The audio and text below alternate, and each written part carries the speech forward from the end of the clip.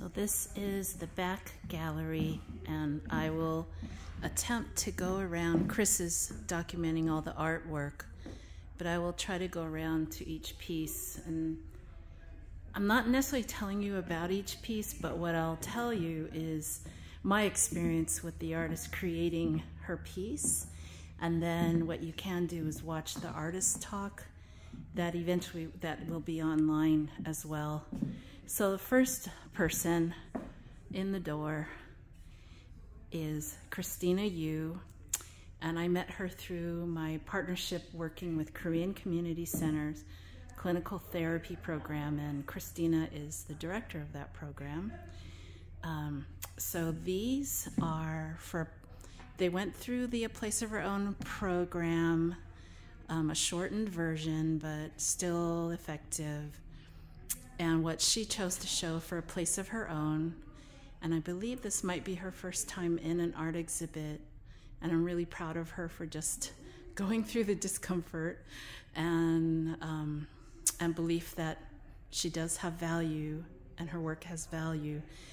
What you see on the left are her Intuit cards, which is a class I teach to not only get access to your intuition, but to give you cards that you can continue to use. Like I have about 200 now, and they're becoming like your oracle cards. And on the right, which I'm going to show you closely, is a type of collage project I call intuitive collage. So that's 11 by 14, and I don't give you time to choose your images. You have to do things really quickly. But what happens is you're using your intuition. You can't analyze anything. And in her artist talk, I'm sure she'll talk about what's all the images, but it's pretty amazing. The things that come to you are always miraculous. And her choice is the light, which surprised all of us, because after you make your collage very quickly, actually, you allow the other people in the room to give you their impressions of it, not to critique it, but just to give you the feelings it evokes in them. And then here is a collection of 8 of her Intuit cards, and she blind picked them. I was with her, and she asked the cards, because she's made quite a few, who wants to be in the art exhibit? I know it sounds kind of unbelievable, but they were turned over, so she couldn't see them. And one by one, she picked these, and they just happened to work all together. And she has great style. She cuts them very clean. Some people just tear the pages, but she cut them pretty clean.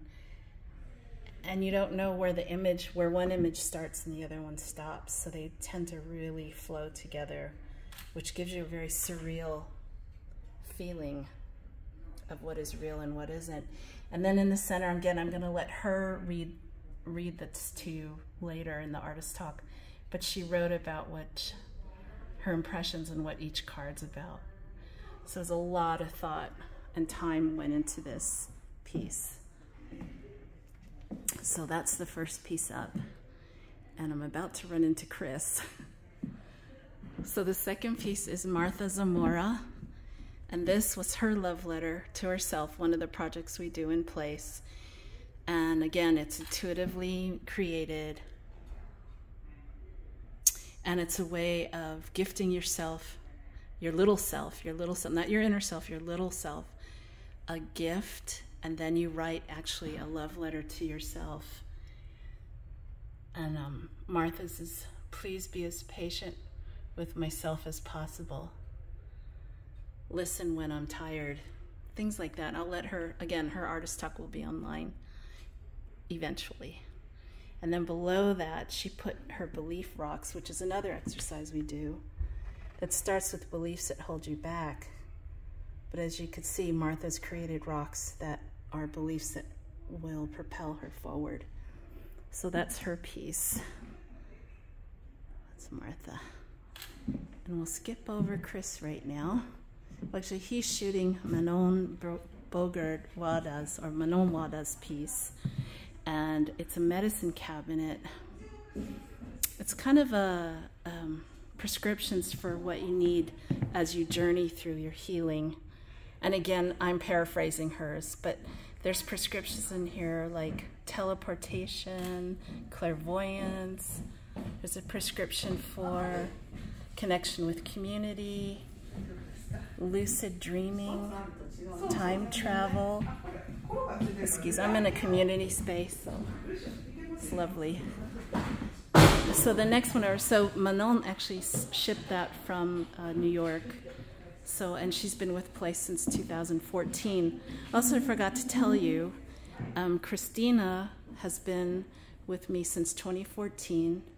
And again, she is representative of Korean Community Center. Martha, thanks to Zamora, her sister, and 7 Gen Art House in the Central Valley, California.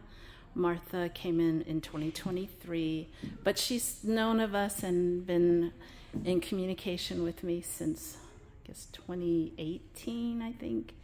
And then Patricia Zamora, this is her piece, and she's been doing play since 2016, and we've did a lot of work together. Last year, like I said, she brought Place into the Central Valley, and that's been a miraculous combination. Hopefully it'll just keep growing. This is her mother, Genevieve, and that's Pas's piece with all her journal entries. I think I'll let her tell you about it in her artist talk. So now we move on to Ahran Lee, who came in she ran into us in 2016 and then took the 2018 cohort. This is to celebrate her imperfections, she says, like all her superpowers. And this was made from found objects and journals, and I'll let her tell you more about it, but she can speak to Place better than I can. And then a new person, again through community, Korean Community Center East Bay, Yeu Jin. She created a piece that up to almost the last minute she didn't know what she was going to do, because her experiments kept being mistakes. Like, she tried things on balloons and they exploded or they imploded, and all these little things are the result, and she was going to throw them away. And I just said, why don't we hang them up? So she really embraced the idea of hanging her mistakes on the wall.